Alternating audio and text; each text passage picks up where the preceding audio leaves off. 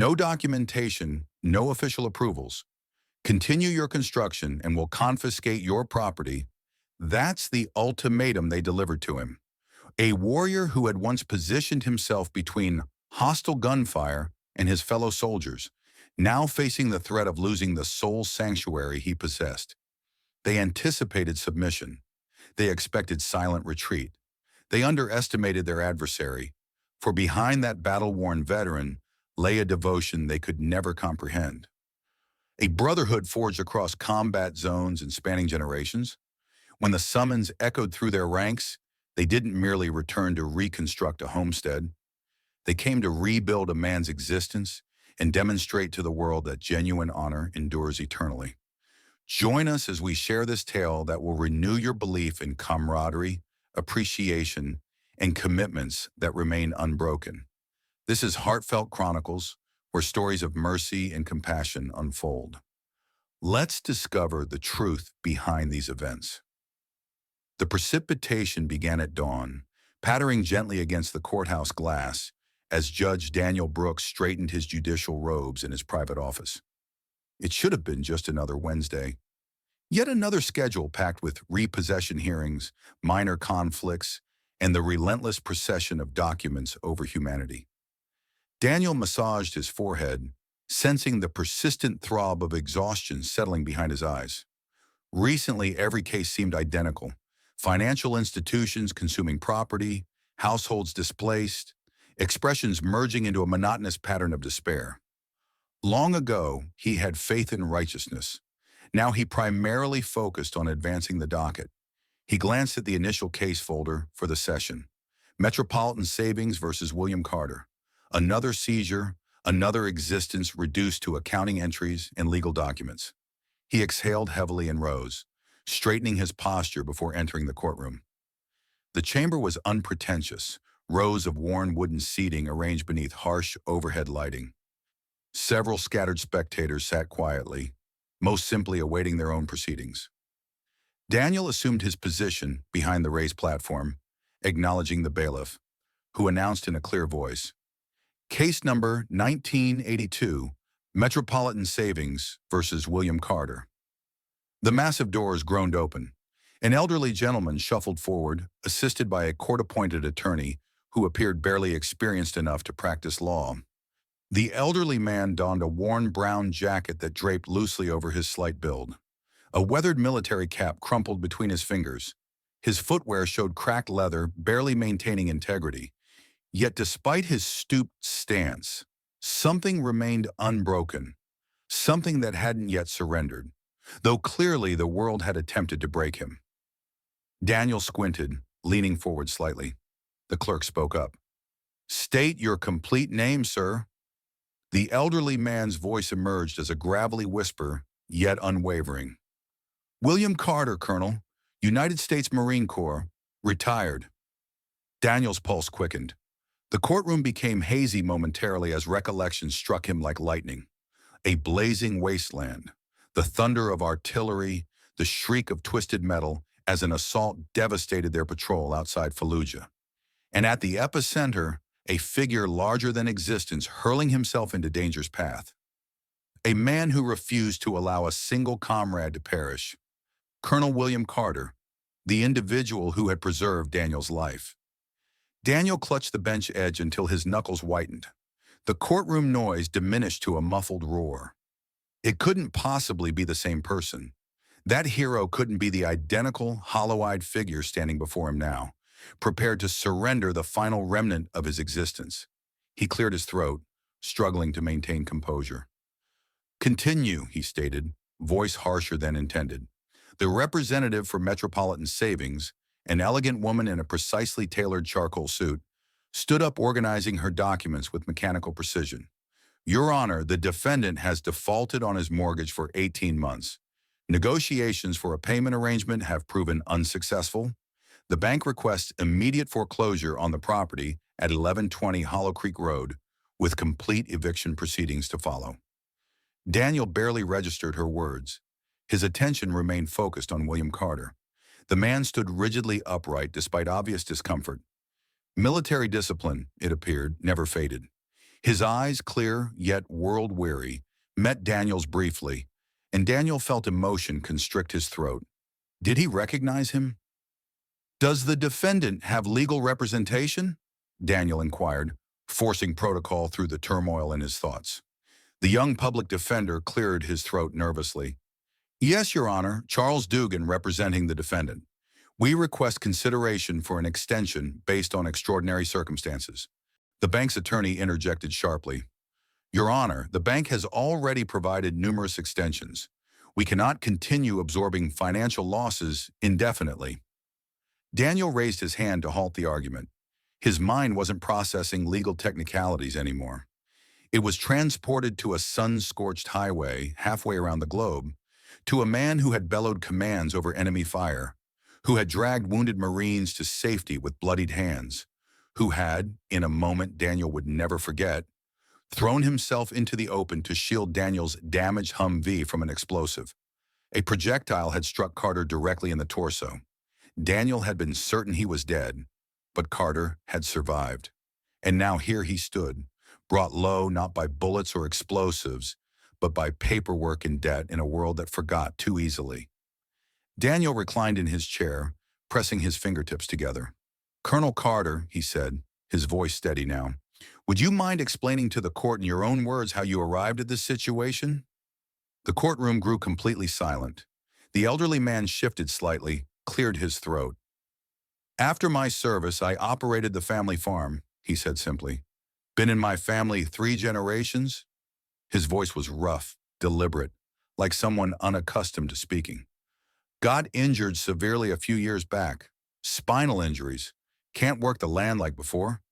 Harvest yields declined. Expenses didn't. Bank offered financing. I accepted it. Believed I'd recover the following season." He shrugged, a small, defeated gesture. "Next season never improved." The bank's attorney opened her mouth, but Daniel shot her a look that silenced her words. "No family to assist you?" Daniel asked gently. Carter shook his head. "Son perished overseas, Afghanistan." The words struck like a sledgehammer. Daniel felt his jaw tighten. His mind screamed for action, for some legal loophole, some miracle. But here in the courtroom, miracles weren't easily found. "Your Honor," the bank's lawyer said again, more cautiously this time, "while we acknowledge Mr. Carter's service, it doesn't nullify his legal responsibilities." Daniel exhaled slowly. She was correct according to written law, but some obligations ran deeper than promissory notes. He glanced at Carter again. The old Marine stood proudly, not begging, not pleading, simply standing there, ready to face whatever awaited, same as he had in the deserts of Fallujah. Daniel felt something in his chest constrict. This wasn't just another foreclosure. This was unfinished business from a battlefield far from here. This was loyalty, duty, and obligation unfulfilled. And Daniel Brooks was not someone who left obligations unfulfilled. He tapped his gavel lightly. "This court will recess for 15 minutes. He rose quickly and vanished into his chambers, heart racing. Behind the closed door, he retrieved his phone with trembling fingers and scrolled to a number he hadn't dialed in years. General Patrick Langston. If anyone could help him find a way, an honorable way to make this right, it was his former commanding officer. Daniel pressed call, his mind racing. Outside in the courtroom, William Carter waited, standing alone against a world that had nearly forgotten him. But not for much longer, not if Daniel Brooks had any say in the matter. Daniel Brooks sat alone in his chambers, the faint hum of the courthouse filling the space like static. His phone trembled slightly in his hand as it rang once, twice before a gruff voice answered on the other end. "Brooks," the voice barked. "You still breathing, old man?" Daniel couldn't suppress a thin smile. "General Langston, I need a favor, and it's urgent." There was a pause. Then the voice softened, detecting something beneath the judge's usual calm. "What's happening?" Daniel swallowed, glancing at the closed file still sitting on his desk, marked in thick black letters. "William Carter, Colonel Carter," Daniel said. He's here in my courtroom about to lose his family farm. The line went dead silent for a long second. Then Langston cursed under his breath, a rare crack in his gruff demeanor. "You're certain it's him?" "I'd stake my life on it," Daniel said, voice rough. "I already have once," Langston breathed out sharply. "Tell me what you need." Daniel's mind raced. They couldn't halt the court proceedings outright. It would raise too many questions, maybe even cause Carter to feel humiliated. No, this had to be done properly, with dignity, quiet but powerful. "I need you to contact the Veterans Emergency Legal Fund," Daniel said, "and the Valor Foundation. Pull every string you can. We need something ready by this afternoon." "You got it," Langston said without hesitation. "And Daniel?" "Yeah. Thank you for not letting him go through this alone." The call ended, leaving Daniel staring at the old photograph on the far wall. A younger him grinning awkwardly next to a group of Marines in the sands of Iraq. At the center of the group, bigger than life, was Colonel Carter, arm thrown over Daniel's shoulders like they were brothers. He closed his eyes for a moment, letting the memories wash over him. The courage, the sacrifice, the debt. He squared his shoulders and returned to the courtroom. When Daniel re-entered the courtroom, the atmosphere stirred slightly. William Carter hadn't moved from his spot, still standing straight despite the years weighing on him. The bailiff watched curiously, sensing the tension humming beneath the polished surface. Daniel took his seat and tapped his gavel lightly. "Proceed," he said, voice controlled. The bank's attorney stood again, pushing forward with rehearsed efficiency. "Your Honor, while we acknowledge Mr. Carter's past service, the fact remains, debts are due. Sentiment, while admirable, cannot substitute for payment." Daniel kept his face neutral. Inside, he seethed at the coldness of it all. The public defender, young Dugan, shifted uncomfortably beside Carter. He fumbled with his notes, clearly out of his depth. "Your Honor, if I may," Dugan began, but was quickly cut off as the bank's attorney pressed forward. "Our client is prepared to proceed with immediate foreclosure, followed by eviction proceedings within the next 30 days. 30 days in the dead of winter for a man who once stood between death and the men under his command." Without a second thought, Daniel set down his pen carefully, a deliberate move. "Before we proceed further," he said, eyes steady on the attorney, "this court would like to hear from Mr. Carter directly." There was a murmur in the gallery. William Carter blinked, surprised, but stepped forward with the same measured dignity he had shown since entering the room. "Colonel Carter," Daniel said, using the title intentionally, reverently, "please tell this court about Hollow Creek Farm." The old man cleared his throat, voice low but clear. "My grandfather built that farm after he came back from World War I, Carter began. "Said he wanted a piece of land to call his own. He raised my father there. Then I grew up there, running through the fields, helping with the cattle, mending fences after storms." His hands trembled slightly at his sides, but his voice didn't falter. "After my service, I went home, took over the farm when Dad passed, tried to keep it running. It ain't fancy. It ain't big, but it's home. It's—" He paused, emotion flickering across his face. "It's all I've got left." Daniel felt the weight of every word settle in the room. The bank's lawyer shifted uncomfortably but said nothing. Daniel leaned forward slightly. "And the loan?" "Needed new equipment," Carter said simply. "Tractors don't last forever. Neither do knees and backs. Thought I could work it off. Thought I could handle it." He gave a small, self-deprecating chuckle. "Turns out pride don't fix a broken harvest." A few soft coughs echoed in the courtroom. Someone in the gallery dabbed at their eyes. Daniel sat back, letting the silence stretch, letting everyone feel the full gravity of what they were about to take from this man. And then, just as he was about to speak, the courtroom doors opened. Everyone turned. 3 figures entered. 2 men in suits and a woman with a determined stride, all carrying thick folders. They approached the defense table swiftly. One handed Dugan a folded sheet of paper. Another gave a nod to Daniel. Dugan, bewildered, opened the sheet. His eyes widened. He looked up, stammering. Your Honor, New evidence has just been presented on behalf of Mr. Carter. Daniel arched an eyebrow. Proceed. Dugan, regaining composure, cleared his throat and read aloud. Due to newly surfaced documentation and testimonies concerning Mr. Carter's distinguished military service, combined with financial mismanagement on the part of Metropolitan Savings, including inappropriate loan structuring and predatory terms not fully disclosed to the borrower, we respectfully petition this court to halt foreclosure proceedings pending a full investigation. The bank's attorney spluttered. Your Honor, this is highly irregular.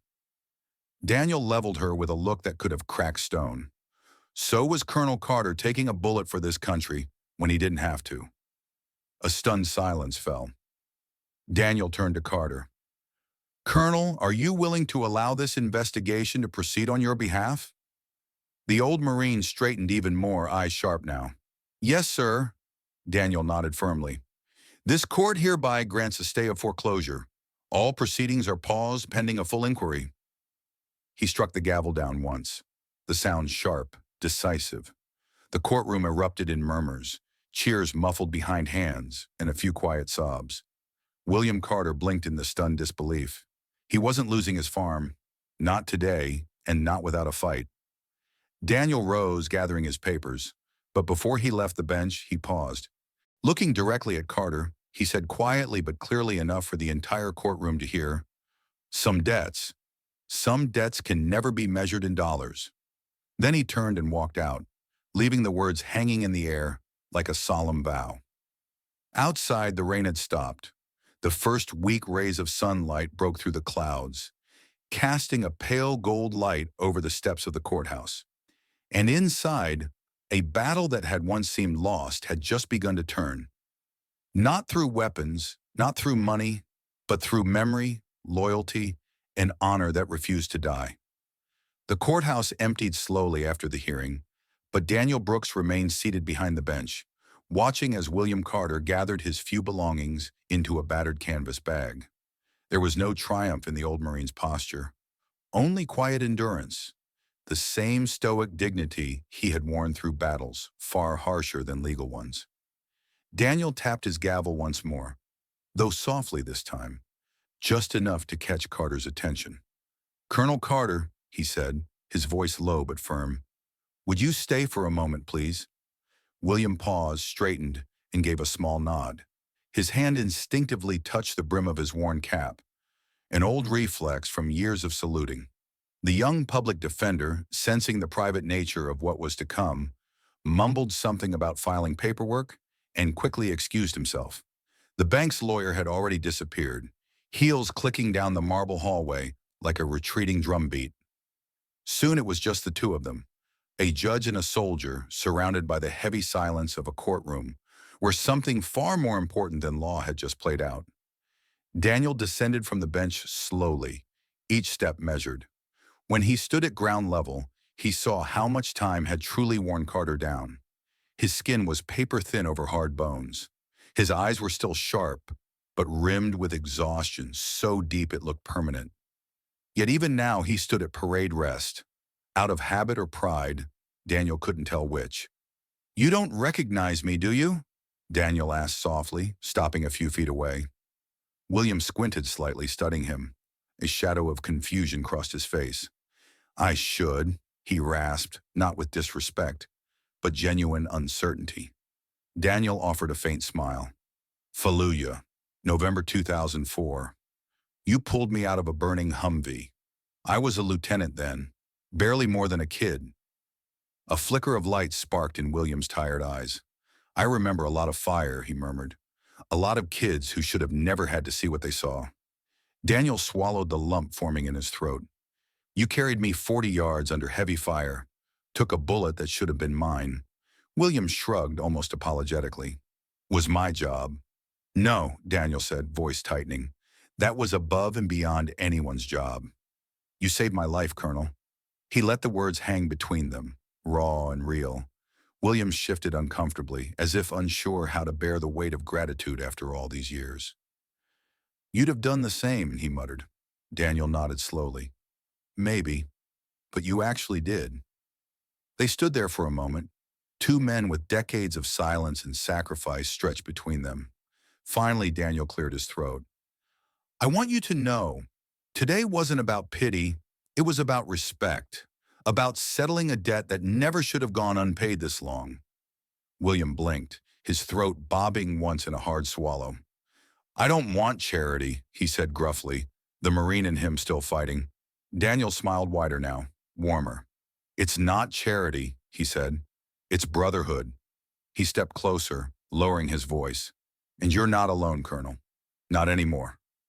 William's jaw clenched, his gaze dropping to the scuffed floor.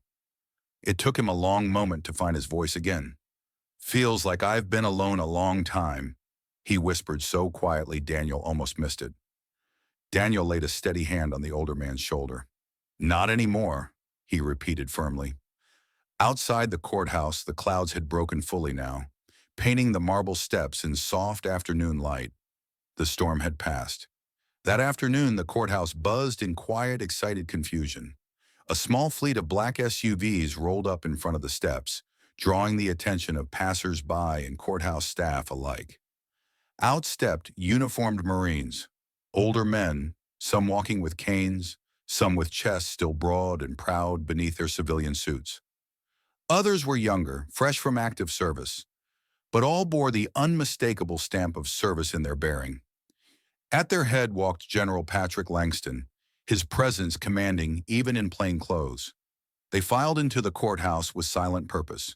Daniel met them at the door, heart hammering but posture controlled. General, he said, offering a crisp handshake. Judge, Langston replied. Where's Colonel Carter? Daniel gestured toward a side hallway. William Carter sat alone on a bench, hat in his lap, shoulders stooped, but still fighting the invisible battles that had never really ended. When he looked up and saw them coming, a dozen Marines, old and young alike, something in his face cracked. Recognition, disbelief, and something deeper. A long, dormant pride starting back to life.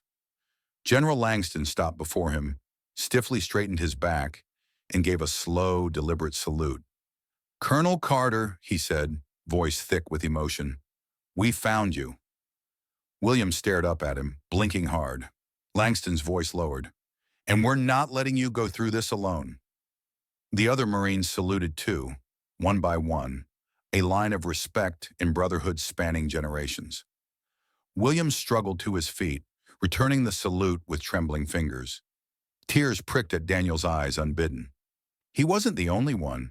Even a courthouse clerk stood frozen in silent awe, the moment too pure, too heavy to interrupt. Langston smiled slightly and produced a thick folder. And here are enough affidavits, letters of support, and financial pledges to pay off your loan, he said, and to restore Hollow Creek Farm. William's mouth opened, but no words came.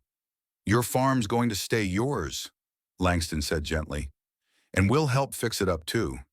You won't be fighting this battle alone anymore. William finally managed a hoarse, broken whisper. Why? Why would you all do this? Langston's smile widened, a fierce pride burning in his eyes. Because you led us when it mattered most. Now it's our turn. The old Marine sagged against the wall, overwhelmed. But for the first time in a long time, it wasn't the weight of defeat he was carrying. It was the weight of being remembered. As the courthouse cleared for the day, Daniel Brooks stepped out onto the marble steps and looked up at the sky. The sun was setting behind the courthouse, casting a golden light over everything, a rare, perfect moment of peace. He smiled quietly to himself. Some debts were never truly repaid. But sometimes, if you were lucky, you got the chance to try. And Daniel intended to make the most of it. The story of Colonel William Carter wasn't over. No, it was just beginning. 2 days later, a battered pickup truck rolled slowly up the winding dirt road toward Hollow Creek Farm. William Carter sat stiffly in the passenger seat, his old cap clutched between his hands while Daniel Brooks carefully navigated the potholes. The land stretched out before them, brown and tired under the weight of too many hard seasons. The farmhouse, once proud with its whitewashed siding and blue shutters, sagged now under years of neglect. The barn leaned precariously to one side, its roof half collapsed. Fences had fallen. Fields lay choked with weeds. William's chest tightened painfully at the sight. This wasn't the home he remembered. It was a battlefield left abandoned, and he wasn't sure he had the strength to reclaim it. Daniel pulled to a stop near the front porch and killed the engine. For a long moment, neither man spoke. Finally, William rasped, "You didn't have to drive me." Daniel smiled slightly. "I wasn't going to let you walk back onto this place alone." William's hand hovered near the door handle, but hesitated. "It's worse than I remembered," he muttered. Daniel followed his gaze, feeling the weight in the old Marine's voice. "It's just a starting point," Daniel said softly. "Not the end." He pushed open his door and climbed out. After a moment, William did too, moving stiffly, favoring his right knee. They stood side by side, surveying the ruins of the past. And then, faint at first but growing louder, came the rumble of engines. William turned, frowning. Down the road, a line of vehicles appeared. Pickups, flatbeds, even a battered school bus. Flags fluttered from the mirrors, Marine Corps flags, American flags, battered unit banners from wars past, and spilling from them, a small army of volunteers. Men and women, young and old, wearing work boots and baseball caps and service jackets. Some walked with limps. Others carried hammers, saws, tool belts slung over their shoulders. At their head marched General Langston, sleeves rolled up, grinning broadly. William stared, unable to speak. Langston stopped in front of him, planting his boots firmly in the dust. "You didn't think we were going to let you rebuild this place by yourself, did you?" A ripple of laughter and cheers rose from the volunteers. William swallowed hard, his throat burning. I I don't know what to say," he managed. Langston clapped him on the shoulder. "Then don't say anything, Colonel. Just get ready to work." The next hours unfolded in a kind of dream. The barn doors were pulled open, airing out years of musty disuse. Piles of rotting wood were hauled away. New lumber arrived by the truckload, donated from local businesses once they heard whose farm this was. One crew started replacing the farmhouse roof. Another set to mending fences, pounding posts into the stubborn earth. Kids scrambled around with paintbrushes covering the weathered siding in fresh, bright white. Daniel found himself hauling broken beams alongside an old Marine named Torres, who had lost a leg in Fallujah, but still outworked half the men there. "You know," Torres said, wiping sweat from his brow, "Colonel Carter used to have this saying, if your arms ain't trembling and your back ain't screaming, you ain't earned your dinner yet." Daniel laughed breathlessly. "Sounds about right." Across the yard, William moved among them slowly, giving quiet instructions, checking every nail, every beam. His back was bowed, his steps uncertain, but there was a light in his eyes that hadn't been there in years. It was hope, raw, new, fragile, but it was there. Not everyone was pleased, though. Parked at the far end of the dirt road sat a sleek black sedan. Inside, Councilman Richard Hanlon watched the scene through narrowed eyes, his fingers drumming impatiently on the steering wheel. Hanlon had long coveted Hollow Creek Farm. He had plans, a corporate development project that would bring in big investors and even bigger kickbacks. Carter's foreclosure was supposed to have been the final domino. Now it was slipping away. Hanlon cursed under his breath. This wasn't over. Not by a long shot. He pulled out his phone and made a call. "I don't care what you have to do," he snapped. "Find a way to stop that reconstruction. Building code violations, zoning issues, whatever it takes." He ended the call, his jaw tight with anger. If William Carter thought he could waltz back from oblivion, he was in for a rude awakening. At dusk, work slowed. Volunteers gathered around a makeshift table. An old door set across two sawhorses, sharing chili and cornbread, swapping stories beneath strings of hastily hung lights.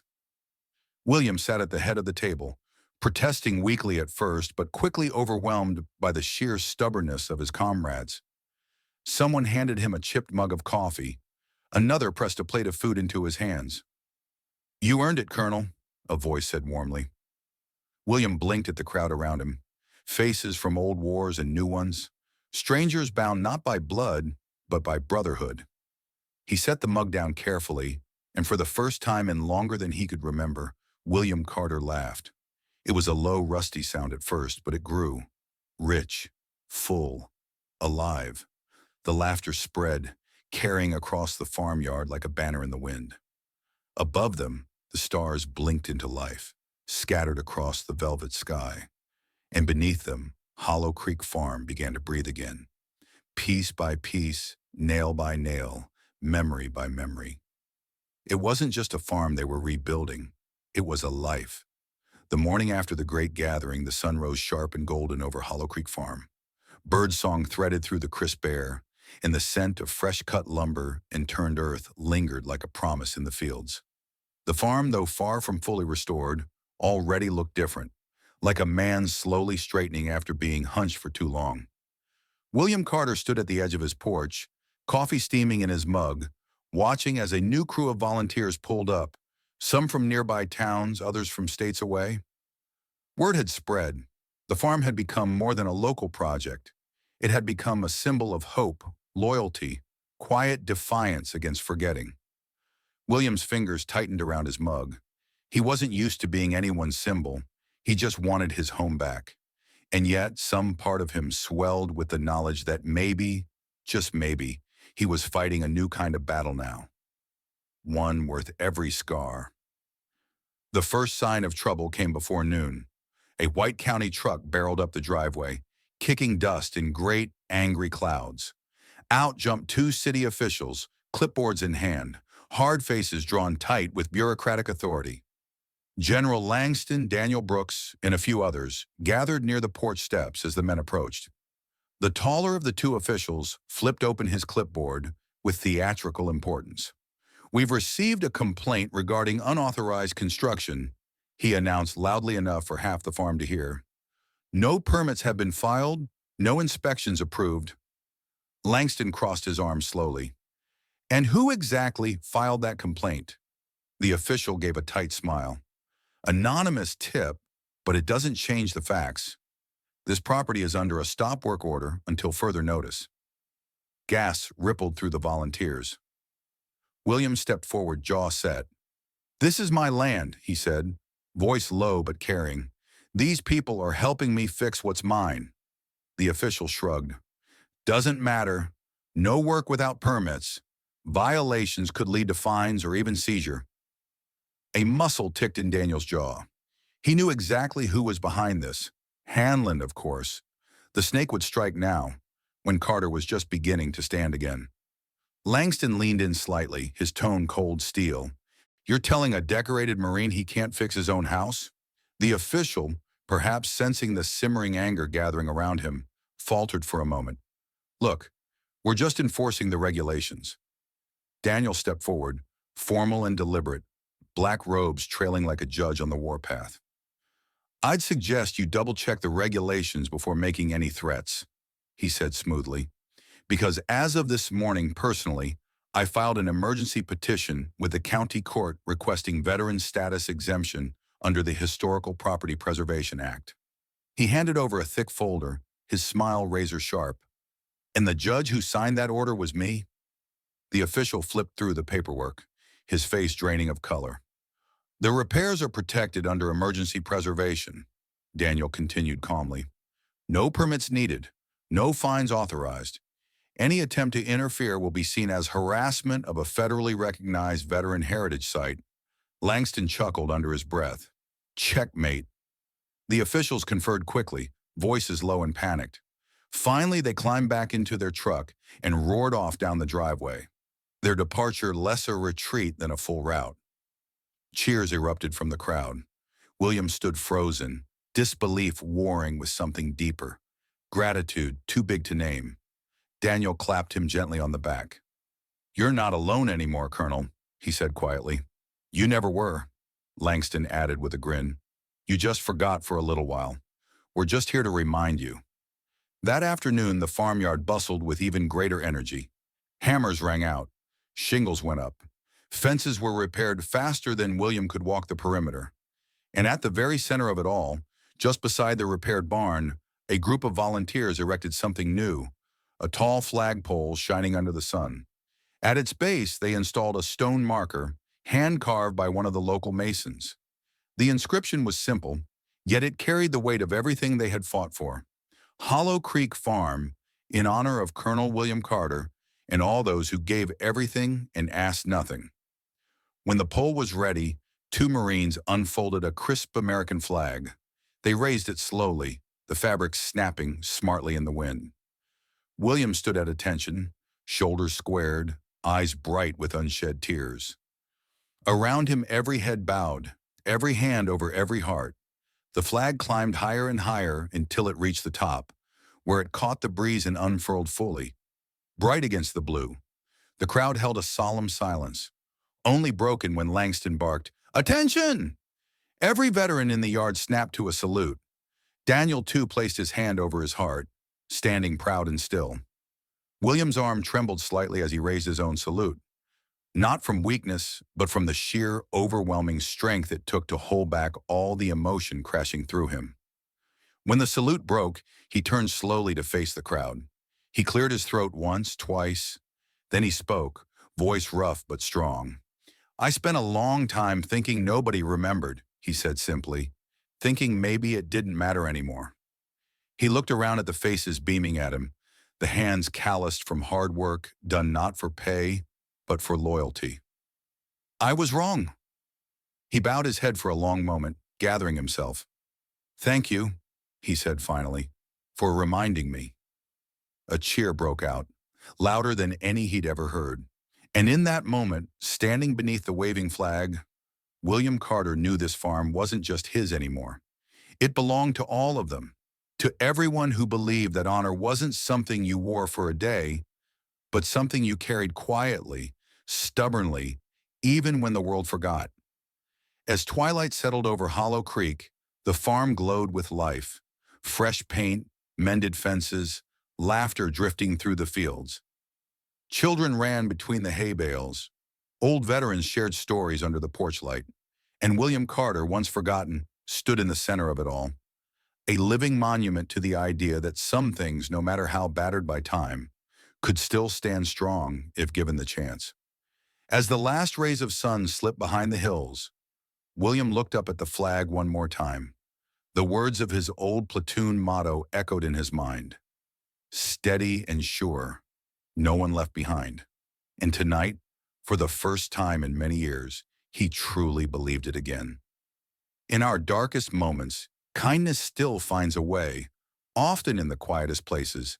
Not everyone who helps wants recognition. Some just need to know that today someone isn't going hungry, and sometimes that alone is enough to change a life. You may forget the story, but if no one retells it, history stays silent forever. If this story moved you, please like and subscribe for more powerful stories where justice is honored, kindness is remembered, and no act of quiet heroism is ever lost.